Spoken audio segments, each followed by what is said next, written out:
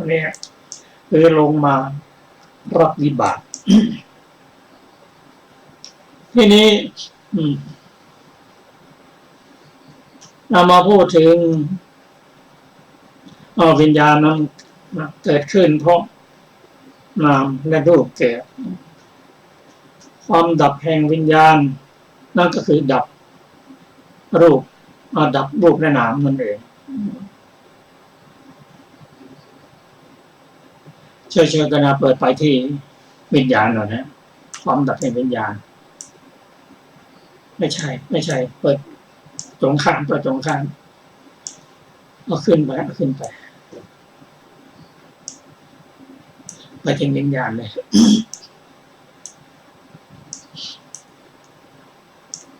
เราไปถึงเวทนาไปถึงวิญญาณสุดท้ายแล้วไปอีกครับวิญญาณสังขารและก็วิญญาณเนี่ยละเลยกันละ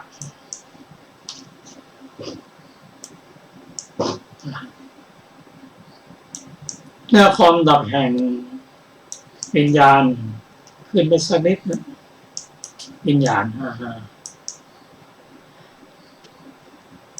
ความดับแห่งวิญญาณนั้นเพราะมีความดับแห่งนามและรูปที่ผมเรียนให้ทราบแต่หนทางที่จะเข้าไปดับนั่นก็คืออริยมรรคมีองค์8ประการที่ผมเรียนให้ทราบนั้นโดยเฉพาะสัมมาทิฏฐินั้นกับสัมมาสังกัปปะสัมมาทิฏฐินั้นคือปัญญาที่ตรัสรู้หรือปัญญาที่อยู่ในมรรคจิต4ก็ปัญญาดังนี้ก็มาจากการปฏิบัติไปตามลำดับหรือการเจริญสติปัฏฐาน4หรือการเจริญและการเจริญวิปัสสนานั่นเอง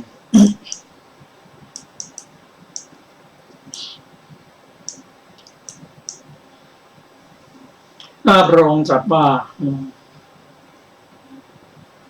ภิกษุผู้ปฏิบัติให้ถึงความดับของขันธ์5ก็เป็นผู้หลุดพ้นแล้วเพราะท่านเบื่อหน่ายด้วยปัญญาในนิพพิทาญาณทิพพิทาคลายกำหนัดเพราะความดับไม่ถือมั่นในวิญญาณไม่ยึดมั่นว่าไม่ยึดมั่นว่าไงวิญญาณไม่ใช่เราไม่ใช่วิญญาณไม่ใช่ตัวตนของเราไม่ยึดมั่นถือว่าหลุดพ้นไปแล้วสมณพราหมณ์เราได้หลุดพ้นไปแล้วเราจะเป็นผู้มีกำลังมากของตนคือมีภาระเป็นของตนมีความสามารถเป็นของตนเองความวนเวียนเพื่อความปรากฏย่อมไม่มีแก่สำนักหรือพราหมณ์เหล่านั้นพระสูตรนี้พระองค์ทรงยกพระขีณาสพเป็นตัวอย่างทั้งนี้เพื่อจะได้พระขีณาสพนั้นเป็นผู้ที่หมดภาระแล้วหมดภาระที่ต้องทำหมดกิจแล้วไม่ต้องศึกษาแล้วก็พระองค์ตรัสถึงมาเป็นการชื่นชมพระขีณาสพที่ท่านผู้เป็นผู้พ้นแล้วทั้งนี้เป็นเพื่อให้กำลังแก่เสขบุคคลครับก็ปริวัติสูตรก็ดังที่ได้เรียนให้ทราบเป็นสูตรที่เราควรจะน้อมนำมาศึกษาบ่อยๆเพราะแต่ปริวัตินั้นเขาไม่พ้นจากทุกข์ทั้งสิ้นครับเราจะมาศึกษาพระสูตรต่อไปขอเชิญอาจารย์สุรภาพระสูตรต่อไปคือสัตตฐานสูตรว่าด้วยการรู้ขันธ์5โดยฐานะข้าพเจ้าได้สดับมาแล้วอย่างนี้สมัยหนึ่งพระผู้มีพระภาคเจ้าประทับอยู่หน้าพระวิหารเชตวันอารามของท่านอนาถบิณฑิกเศรษฐีกรุงสาวัตถีณที่นั้นแลพระผู้มีพระภาคเจ้าได้ตรัสเรียกภิกษุทั้งหลายว่าดูก่อนภิกษุทั้งหลายภิกษุเหล่านั้นทูลรับพระดำรัสของพระผู้มีพระภาคเจ้าพระผู้มีพระภาคเจ้าได้ตรัสว่าดูก่อนภิกษุทั้งหลายภิกษุ ผู้ฉลาดในฐานะ7ประการผู้เพ่งพินิจโดยวิธี3ประการเราเรียกว่ายอดบุรุษผู้เสร็จกิจอยู่จบพรหมจรรย์ในธรรมวินัยดูก่อนภิกษุทั้งหลายก็ภิกษุผู้ฉลาดในฐานะ7ประการเป็นอย่างไรดูก่อนภิกษุทั้งหลายภิกษุในธรรมวินัยนี้รู้ชัดซึ่งรูปเหตุเกิดแห่งรูปความดับแห่งรูปปฏิปทาอันให้ถึงความดับแห่งรูปคุณแห่งรูปโทษแห่งรูปและอุบายเครื่องสลัดออกแห่งรูปรู้ชัดเวทนารู้ชัดสัญญารู้ชัดสังขารรู้ชัดวิญญาณเหตุเกิดแห่งวิญญาณความดับแห่งวิญญาณปฏิปทาอันให้ถึงความดับแห่งวิญญาณคุณแห่งวิญญาณโทษแห่งวิญญาณและอุบายเครื่องสลัดออกแห่งวิญญาณดูก่อนภิกษุทั้งหลายก็รูปเป็นไฉนมหาภูตรูปสี่และรูปที่อาศัยมหาภูตรูปสี่นี้เราเรียกว่ารูปความเกิดขึ้นแห่งรูปย่อมมีเพราะความเกิดขึ้นแห่งอาหารความดับแห่งรูปย่อมมีเพราะความดับแห่งอาหารอริยมรรคอันประกอบด้วยองค์8คือสัมมาทิฏฐิจนถึงสัมมาสมาธินี้แลเป็นปฏิปทาอันให้ถึงความดับแห่งรูปความสุขโสมนัสอาศัยรูปนี้เกิดขึ้นนี้เป็นคุณแห่งรูปรูปไม่เที่ยงเป็นทุกข์มีความแปรปรวนเป็นธรรมดานี้เป็นโทษแห่งรูปการกำจัดฉันทราคะการละฉันทราคะในรูปเสียได้นี้เป็นอุบายเครื่องสลัดออกแห่งรูปดูก่อนภิกษุทั้งหลายสมณะหรือพราหมณ์เหล่าใดเหล่าหนึ่งรู้ยิ่งซึ่งรูปเหตุเกิดแห่งรูปความดับแห่งรูปปฏิปทาอันให้ถึงความดับแห่งรูปคุณแห่งรูปโทษแห่งรูปและอุบายเครื่องสลัดออกแห่งรูปอย่างนี้แล้วปฏิบัติเพื่อความเบื่อหน่ายเพื่อคลายกำหนัดเพื่อดับรูปสมณะหรือพราหมณ์เหล่านั้นปฏิบัติดีแล้วสมณะหรือพราหมณ์เหล่าใดปฏิบัติดีแล้วสมณะหรือพราหมณ์เหล่านั้นชื่อว่าย่อมหยั่งลงในธรรมวินัยนี้ส่วนสมณะหรือพราหมณ์เหล่าใดเหล่าหนึ่งรู้ยิ่งซึ่งรูปเหตุเกิดแห่งรูปความดับแห่งรูปปฏิปทาอันให้ถึงความดับแห่งรูปคุณแห่งรูปโทษแห่งรูปและอุบายเครื่องสลัดออกแห่งรูปอย่างนี้แล้วหลุดพ้นไปเพราะความเบื่อหน่ายคลายกำหนัดความดับเพราะไม่ถือมั่นรูปสมณะหรือพราหมณ์เหล่านั้นชื่อว่าหลุดพ้นดีแล้วสมณะหรือพราหมณ์เหล่าใดหลุดพ้นดีแล้วสมณะหรือพราหมณ์เหล่านั้นเป็นอันเสร็จกิจสมณะหรือพราหมณ์เหล่าใดเสร็จกิจสมณะหรือพราหมณ์เหล่านั้นย่อมไม่มีวัตตะเพื่อความปรากฏอีกดูก่อนภิกษุทั้งหลายก็เวทนาเป็นไฉนเวทนา6หมวดนี้คือเวทนาเกิดเพราะจักขุสัมผัสเวทนาเกิดเพราะมโนสัมผัสนี้เรียกว่าเวทนาความเกิดขึ้นแห่งเวทนาย่อมมีเพราะความเกิดขึ้นแห่งผัสสะความดับแห่งเวทนาย่อมมีเพราะความดับแห่งผัสสะอริยมรรคอันประกอบด้วยองค์8คือสัมมาทิฏฐิเรื่อยไปจนถึงสัมมาสมาธินี้แลเป็นปฏิปทาอันให้ถึงความดับแห่งเวทนาดับแห่งเวทนาสังขารวิญญาณสมณะหรือพราหมณ์เหล่านั้นย่อมไม่มีวัตตะเพื่อความปรากฏอีกดูก่อนภิกษุทั้งหลายก็สัญญาเป็นไฉนสัญญา6หมวดนี้คือ รูปสัญญาสัทธสัญญาคันธสัญญารสสัญญาโพธพะสัญญาธรรมสัญญานี้เรียกว่าสัญญาความเกิดขึ้นแห่งสัญญาย่อมมีเพราะความเกิดขึ้นแห่งผัสสะความดับแห่งสัญญาย่อมมีเพราะความดับแห่งผัสสะอริยมรรคประกอบด้วยองค์8คือสัมมาทิฏฐิเป็นต้นจนถึงสัมมาสมาธินี้แลเป็นปฏิปทาอันให้ถึงความดับแห่งสัญญาสังขารวิญญาณสมณะหรือพราหมณ์เหล่านั้นย่อมไม่มีวัตตะเพื่อความปรากฏอีก ดูก่อนภิกษุทั้งหลายสังขารเป็นไฉนเจตนา6 หมวดนี้คือรูปสัญเจตนาจนถึงธัมมสัญญาเจตนานี้เรียกว่าสังขารความเกิดขึ้นแห่งสังขารย่อมมีเพราะความเกิดขึ้นแห่งผัสสะความดับแห่งสังขารย่อมมีเพราะความดับแห่งผัสสะอริยมรรคอันประกอบด้วยองค์8คือสัมมาทิฏฐิเรื่อยไปจนถึงสัมมาสมาธินี้แลเป็นปฏิปทาอันให้ถึงความดับแห่งสังขารเรื่อยไปนะจนถึงดับแห่งวิญญาณนะสมณะหรือพราหมณ์เหล่านั้นย่อมไม่มีวัตตะเพื่อความปรากฏอีกดูก่อนภิกษุทั้งหลายก็วิญญาณเป็นไฉนวิญญาณ6 หมวดนี้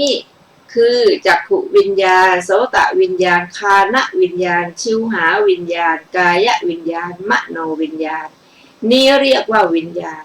ความเกิดขึ้นแห่งวิญญาณย่อมมีเพราะความเกิดขึ้นแห่งนามรูปความดับแห่งวิญญาณย่อมมีเพราะความดับแห่งนามรูปอริยมรรคอันประกอบด้วยองค์8คือสัมมาทิฏฐิเรื่อยไปจนถึงสัมมาสมาธินี้แลเป็นปฏิปทาอันให้ถึงความดับแห่งวิญญาณสุขสมนัสอาศัยวิญญาณเกิดขึ้นนี้เป็นคุณแห่งวิญญาณวิญญาณไม่เที่ยงเป็นทุกข์มีความแปรปรวนเป็นธรรมดานี้เป็นโทษแห่งวิญญาณการกำจัดฉันทราคะการละฉันทราคะในวิญญาณนี้เป็นความสลัดออกแห่งวิญญาณดูก่อนภิกษุทั้งหลายก็สมณะหรือพราหมณ์เหล่าใดเหล่าหนึ่งรู้ยิ่งซึ่งวิญญาณเหตุเกิดแห่งวิญญาณความดับแห่งวิญญาณปฏิปทาอันให้ถึงความดับแห่งวิญญาณคุณแห่งวิญญาณโทษแห่งวิญญาณและอุบายเครื่องสลัดออกแห่งวิญญาณอย่างนี้แล้วปฏิบัติเพื่อความเบื่อหน่ายเพื่อคลายกำหนัดเพื่อดับวิญญาณสมณะหรือพราหมณ์เหล่านั้นชื่อว่าปฏิบัติดีแล้วสมณะหรือพราหมณ์เหล่าใดปฏิบัติดีแล้วสมณะหรือพราหมณ์เหล่านั้นชื่อว่าย่อมยังลงในธรรมวินัยนี้สมณะหรือพราหมณ์เหล่าใดเหล่าหนึ่งรู้ยิ่งซึ่งวิญญาณเหตุเกิดแห่งวิญญาณความดับแห่งวิญญาณปฏิปทาอันให้ถึงความดับแห่งวิญญาณคุณแห่งวิญญาณโทษแห่งวิญญาณอุบายเครื่องสลัดออกแห่งวิญญาณอย่างนี้แล้วหลุดพ้นไปเพราะความเบื่อหน่ายเพราะคลายกำหนัดเพราะดับเพราะไม่ถือมั่นวิญญาณสมณะหรือพราหมณ์เหล่านั้นหลุดพ้นดีแล้วสมณะหรือพราหมณ์เหล่าใดหลุดพ้นดีแล้วสมณะหรือพราหมณ์เหล่านั้นเป็นอันเสร็จกิจแล้วสมณะหรือพราหมณ์เหล่าใดเสร็จกิจแล้วสมณะหรือพราหมณ์เหล่านั้นย่อมไม่มีวัตตะเพื่อความปรากฏอีกดูก่อนภิกษุทั้งหลายอย่างนี้แลภิกษุย่อมเป็นผู้ฉลาดในฐานะ7 ประการดูก่อนภิกษุทั้งหลายก็ภิกษุเป็นผู้เพ่งพินิจโดยวิธี3 ประการเป็นอย่างไรภิกษุในธรรมวินัยนี้ย่อมเพ่งพินิจโดยความเป็นธาตุประการหนึ่งโดยความเป็นอายตนะประการหนึ่งโดยเป็นปฏิจจสมุปบาทประการหนึ่งดูก่อนภิกษุทั้งหลายอย่างนี้แลภิกษุย่อมเป็นผู้เพ่งพินิจโดยวิธี3 ประการภิกษุฉลาดในฐานะ7 ประการผู้เพ่งพินิจโดยวิธี3 ประการเราเรียกว่ายอดบุรุษผู้เสร็จกิจอยู่จบพรหมจรรย์ในธรรมวินัยนี้จบสัตตฐานสูตรที่5อัฏฐกถาสัตตฐานสูตรที่5มีวินิจฉัยดังต่อไปนี้บทว่าสัตตฐานะกุสโล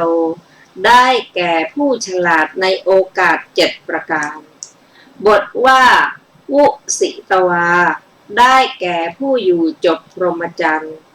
บทว่าอัตตมะปะริโสได้แก่บุรุษผู้ประเสริฐที่สุดคำที่เหลือพึงทราบตามนัยยะที่กล่าวแล้วในที่นี้นั่นแหละแต่พระสูตรนี้พึงทราบว่าประกอบด้วยความเพลิดเพลินมากและเป็นที่ตั้งแห่งความยั่วยวนเหมือนพระราชาทรง ชนะสงครามแล้วสถาปนาเหล่าทหารที่ชนะสงครามไว้ในที่ตำแหน่งสูงแล้วพระราชทานสักการะแก่ทหารเหล่านั้นเพราะเหตุไรเพราะพวกคนที่เหลือเห็นสักการะของทหารเหล่านั้นจักสำคัญเพื่อเป็นคนกล้าบ้างชั้นใดพระผู้มีพระภาคเจ้าทรงบำเพ็ญพระบารมีตลอดกาลหาประมาณมิได้ทรงชนะกิเลสมาณมหาโพธิมณฑลทรงบรรลุพระสัพพัญญุตญาณประทับนั่งณพระเชตวันมหาวิหารกรุงสาวัตถีเพื่อจะแสดงพระสูตรนี้จึงยกพระขีณาสพขึ้นชมเชยสรรเสริญเพราะเหตุไรพระเสขะบุคคลที่เหลือจักสำคัญพระอรหัตผลว่าควรบรรลุด้วยประการฉนี้พระสูตรนี้พึงทราบว่าประกอบด้วยความเพลิดเพลินมากพระองค์ทรงยกพระขีณาสพขึ้นสรรเสริญพึงทราบว่าเป็นที่ตั้งแห่งความยั่วยวนเพราะพระเสขะทั้งหลายก็อยากได้ก็ในคำนี้ว่าเอวังโขภิกขเวภิกขุสัตตฐานะกุสโลโหตินี้แม้พระผู้มีพระภาคเจ้าทรงให้เทศนาจบลงด้วยการพิจารณามรรคจิตและผลจิตด้วยพระดำรัสเพียงเท่านี้พระองค์ได้ตรัสพระดำรัสนี้ว่ากะทัจจะภิกขเวภิกขุติวิทูปริกขีโหติอีกก็เพื่อทรงแสดงเหตุเป็นเครื่องอยู่7ประการของพระขีณาสพอย่างนี้ว่าพระขีณาสพย่อมอยู่ด้วยเหตุเป็นเครื่องอยู่7ประการในอารมณ์ใดอารมณ์นั้นไม่ใช่เป็นสัตว์หรือบุคคลแต่เป็นเพียงธาตุเป็นต้นเท่านั้นและแสดงถึงอาคมนียปฏิปทาว่าในธรรมเหล่านี้ธรรมนี้มาเพราะทำกรรมบรรดาบทเหล่านั้นบทว่าทาตุโสอุปริคติ ความว่าเห็นคือตรวจดูโดยความเป็นธาตุแม้ในบททั้งสองที่เหลือก็ในยะนี้แหละจบอรรถกถาสัตตฐานสูตรที่5ครับเราจะมาศึกษาเพิ่มเติมที่พระองค์ตรัสว่าภิกษุผู้ฉลาดในฐานะ7ประการและภิกษุเป็นผู้เพ่งพินิจโดยวิธี3ประการคือพิจารณาโดยความเป็นธาตุชีวิตร่างกายโดยความเป็นธาตุและพิจารณาโดยความเป็นอายตนะและโดยความเป็นปฏิจจสมุปบาทประการหนึ่งพระองค์ตรัสว่าเป็นยอด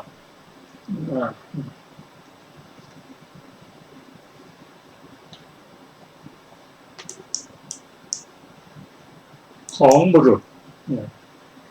อันนี้ก็คือพระองค์ทรงสรรเสริญว่าผู้ใดที่มีความฉลาดในฐานะ7ประการเพ่งพินิจเป็นวิธี3ประการในยอดบุรุษผู้เสร็จกิจไม่ต้องเวียนว่ายตายเกิดอีกแล้วอันนี้คือ เป้าหมายสุดท้ายของทางพระพุทธศาสนาเป็นศาสนาที่นำพ้นจากทุกข์จริงๆไม่ต้องมาเวียนว่ายตายเกิดอีกความจริงชีวิตร่างกายของเรานั้นก็ประกอบด้วยรูปและนามนามนั้นก็มีจิตเป็นใหญ่เป็นประธานท่านผู้ฟังคงจะเห็นว่าพระองค์ทรงแสดงพอทำนี้เน้นหนักไปทางหลักวิชาการเช่นจิตมีหน้าที่อยู่14อย่างเนี่ยใครที่ทำงานหลายประการนั้นก็มาดูจิตของเราทำหน้าที่อยู่14ประการทำหน้าที่อะไรบ้าง ทำหน้าที่ปฏิสนธิเกิดทำหน้าที่รักษาภพชาติคือภพวังคจิตทำหน้าที่แยกอารมณ์ต่างๆนั่นคือทำหน้าที่วัชนะทำหน้าที่รับอารมณ์ปฏิฉันนะทำหน้าที่ในการรู้การได้เห็นได้ยินได้กลิ่นได้รสโผฏฐัพพะวิธรรมอารมณ์ทำหน้าที่เรียกว่าทำหน้าที่ตายเรียกว่ามรณะมันทำหมดจิตหน้าที่รับทำหน้าที่ตถาลมณะด้วยเขาทำหน้าที่14อย่างจิตดวงเดียวเท่านั้นนะครับทำหน้าที่14อย่างทำหน้าที่ตั้งแต่เกิดจนตายยังไม่พอถ้าเกิดอีกก็ทำหน้าที่อีกพูดง่ายว่าจิตนี้ทำหน้าที่จนถึงพระนิพพานนั่นแหละจบกิจของเขาที่นี่จะมาดูภิกษุผู้ฉลาดในฐานะ7นั้นได้แก่อะไรมั่ง ฐานะในการรู้จักขันธ์5 7ประการรู้จักว่าขันธ์5คืออะไรเกิดได้อย่างไรดับได้อย่างไรแต่หนทางที่จะดับขันธ์5นั้นคือมรรคผล8และเป็นผู้ที่เพ่งพินิจชีวิตร่างกาย3ประการด้วยความเป็นธาตุด้วยความเป็นอายตนะและปฏิจจสมุปบาทสิ่งเราจะได้นำมาศึกษาต่อไป ที่นี้ ส่วนที่เราจะศึกษาและน้อมนำปฏิบัติในชีวิตประจำวันได้ก็มีหลายประการแต่ประการที่1เรามาพูดถึงเรื่องของปัญญาก่อนปัญญาจะเกิดขึ้นก็ต้องอาศัยสมาธิจะตั้งอยู่ได้นานก็อาศัยศีลความเป็นอยู่จะสมบูรณ์สามารถเป็นธรรมได้ก็อาศัยทานเพราะฉะนั้นทานศีลสมาธิปัญญาเราก็ต้องทำพร้อมๆกันไปในมรรคองค์8นั้นอันประกอบด้วยศีลสมาธิและปัญญาที่ผมเรียนให้ทราบนั้นมรรคองค์8ก็มีทั้งโลกิยมรรคและโลกุตตรมรรคพระสูตรนี้แสดงโลกุตตรมรรคแต่ธรรมะขององค์พระราชลุ่มลึกลงไปเพราะฉะนั้นให้เรามาสั่งสมศีลสมาธิปัญญาด้วยโลกิยมรรคเริ่มตั้งแต่ปัญญาวิตกวิสังกัปปะมาถึงศีลเขาเรียกสัมมาวาจาสัมมากัมมันตะสัมมาชีวะสัมมาวิยมะด้วยการมีความเพียรซึ่งมีอยู่ประการแต่สัมมาวิยมะนั้นในพระสูตรนี้ก็คือสมปัฏฐาน4สัมมาสติสัมมาสมาธินี้เราสามารถที่จะสั่งสมได้พัฒนาขึ้นได้ตั้งแต่ปัญญาเรามาขออย่างเดียวเท่านั้นให้เรามีศรัทธาในพระพุทธพระธรรมพระสงฆ์แล้วก็เราจะเกิดกำลังใจในการที่เราจะน้อมนำมาปฏิบัติผมจะกล่าวเพียงประการหนึ่งก็คือการพัฒนาปัญญา ในพระสูตรที่ผ่านมานี้ท่านบอกว่าคนที่ไม่มีปัญญาก็คือปุถุชนนั้นไม่ได้เห็นความสำคัญในการศึกษาไม่ได้สอบถามไม่คบสัตบุรุษไม่เข้าหาคุ้มปัญญาคือขันธ์ยะธาตุสัจจะวันนี้ เป็นส่วนที่ทำให้เกิดปัญญาอันเกิดจากการฟังการสอบถามการศึกษาเป็นต้นซึ่งเราสามารถจะน้อมนำมาได้การคบสัตว์บุรุษหรือกัลยาณมิตรนั้นก็คือเข้าหาพระองค์เข้าหาพระองค์ที่ไหนพระไตรปิฎกอันนี้เป็นเรื่องของปัญญาครับท่านผู้ฟังที่เคารพครับวันนี้ค่ะรายการศึกษาธรรมนำสุขก็หมดเวลาแล้วนะคะ เราจะมาศึกษาร่วมกันอีกในวันพรุ่งนี้นะคะสำหรับวันนี้ก็สวัสดีค่ะสวัสดีครับ